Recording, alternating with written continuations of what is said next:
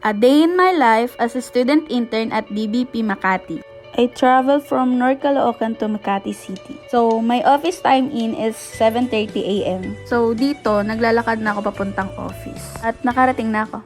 My first ever task na ginawa ko is scanning and forwarding to my supervisor account. Then, probably, the second day is doing scanning again and forwarding to my supervisor's DBP account. Since wala naman akong DBP account sa machine nila, I preferred na i-forward sa supervisor ko lahat ng documents. And then, yung supervisor ko na lang yung magpo-forward sa marketing department. Madami kasing documents na kailangan yung marketing department, kaya time-lapse ko na lang yung mga ginagawa ko. Panoorin nyo na lang! On this video naman, I'm shredding the documents from our department. Dami kasing documents yan, kaya time-lapse ko na lang din. For this video, I'm studying naman. Kasi yung binigay na task sa akin, kaya nagbabasa-basa na lang ako dyan. And then, i-take down notes din ako dyan. Hanggang sa ma-over-infos ako sa mga nababasa ko. Kaya sa dulo wala na talaga ako matandaan. On this video naman, pinagawa nila sa akin yung DBP template nila na sinesend sa emails ng DBP. So, dito naman, nag-aaral ako ng Forex concepts. And then dito sa task na to, madami akong gagawin. Kaya, ayun, tina-timelapse ko na lang talaga lahat ng ginagawa ko dyan. Kasi, more on pasting lang yan. Ganon. Dito, pinagpapatuloy ko lang talaga mag-aral ng Forex. And nagsisil din ako ng mga docs dyan. This naman, tumutulong lang ako magdikit ng sign here para masubmit ko na sa mga signatory. Diyan sa video na yan, tinor nila ako sa basement at kinuha yung t-shirt na i-distribute sa TCFSD. Ayan, tina-timelapse ko lang lahat ng naganap dyan. And the next day naman, nagka-copy lang ako ng mga documents dyan para sa vouchers. Tapos, isasubmit ko na yan sa accounting office. Sa video na yan, nagko-compute lang ako ng tax dyan, tsaka para ma-balance ko yung yung taxation ng voucher dyan. Sa documents na yan yung lahat ng task na gagawin ko ngayon. Kaya, tinutulungan ko na lang yung mga employee dyan kasi para matapos na agad nila. Sobrang daming documents na kailangan idikit dyan kaya tinutulungan ko na para matapos ng maaga yan.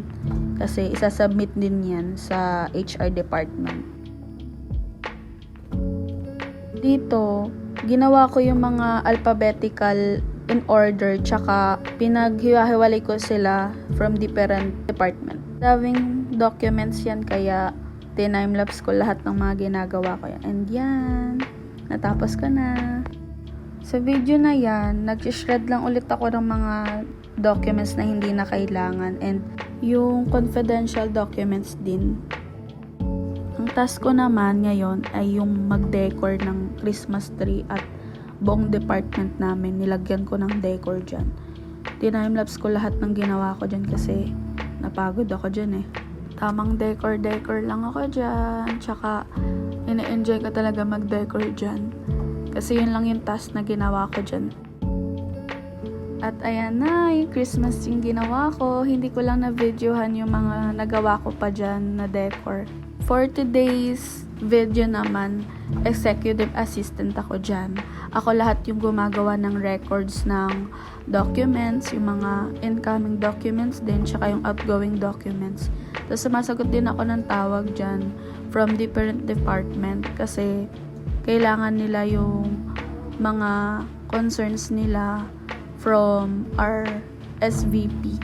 And yung mga kailangan din i-claim na documents, dyan din nila tinatawag sa amin para makuha na. So, ayun. Nagtitake down notes din ako dyan ng mga inaaral kong forex trading para pampalipas oras din kasi habang wala pa akong ginagawa dyan. Ayun yung ginagawa ko. Tapos, kapag wala akong alam dyan, nagpapaturo na lang ako. On this video, ako yung representative pa rin dyan ng executive assistant. Yan, tamang record lang ako. tamang sulat-sulat lang dyan kasi wala pa akong computer dyan. Kaya ayun lahat yung ginagawa ko, more on sulat talaga. Yan. Yung video na yan is yung mga documents na yan ay lahat yan gagawin ko sa machine na yan. Kasi mag-i-scan lang ako dyan. Ayan. Tamang ano lang ako ng mga documents dyan kasi kailangan na yun i-submit sa HR. At ayun, time-lapse ko na lang din kasi sobrang dami niyan. On this video, continuation lang yan nung ginagawa ko recently kasi hindi pa rin ako natatapos dyan. Kapag tapos, isasubmit ko pa yan sa CFG. Rush documents yan kaya time-lapse ko na lang. On this video, nilaunch out nila ako dyan kasi matatapos na ako sa OJT ko on this week. Kaya, ayan, tinrip nila ako. And sobrang babait na mga tao dyan sa Treasury Department na sobrang madami akong natutunan dyan sa kanilang lahat. On this last part of my vlog, pinag-isa ko yung kaganapan sa Christmas party ng department namin na super nag-enjoy kaming lahat, and we also perform caroling to the directors of DBP. We're having fun and bond with them talaga, na sobrang nag-enjoy kaming mga intern dyan. I hope nagustuhan niyo yung video ko. Thank you for watching guys! Bye!